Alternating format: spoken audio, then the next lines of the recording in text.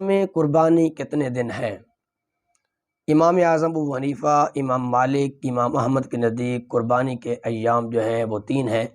امام شافعی علیہ الرحمہ کے نزدیک یعنی 10، 11، 12 کے علاوہ 13 دن، 13ویں کو بھی، 13 ذوالحج کو بھی قربانی سنت ہے، کی جا سکتی ہے۔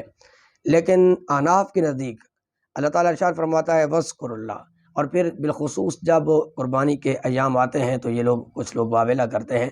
اللہ ارشاد فرماتا ہے وَاذْكُرُوا فی ایام، وَاذْكُرُوا اللَّهَ فی ایام معدودات، کہ اللہ کو ایام معدودات میں اللہ کا ذکر کرو۔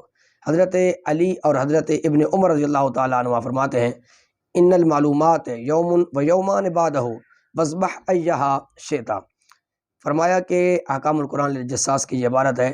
حضرت علی اور ابن عباس رضی اللہ تعالیٰ عنہ، ابن عمر فرماتے ہیں کہ بے شک جو معلوم ہے وہ ایک دن ہے یوم اضحیٰ کا، اور 2 دن اس کے بعد ہیں، یعنی ان 3 دنوں کے اندر قربانی کی جا سکتی ہے۔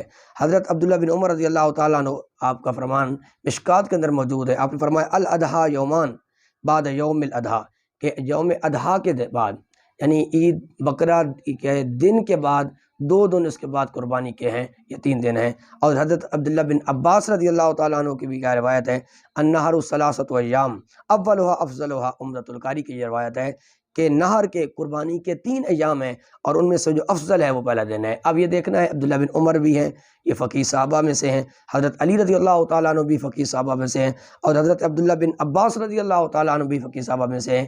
تو یہ محترم اور مکرم شخصیات جو فرما رہی ہیں کہ قربانی کے دن وہ 3 ہی ہیں۔ اگر تیسرے دن کے بعد چوتھے دن کے اندر قربانی کرے گا تو اس کی حتیٰ کہ تیسرے دن کی مغرب کے بعد بھی قربانی کرے گا تو اس کی نہیں ہوگی۔ اللہ پاک سمجھنے کی، عمل کی توفیق عطا فرمائے۔ واللہ اعلم۔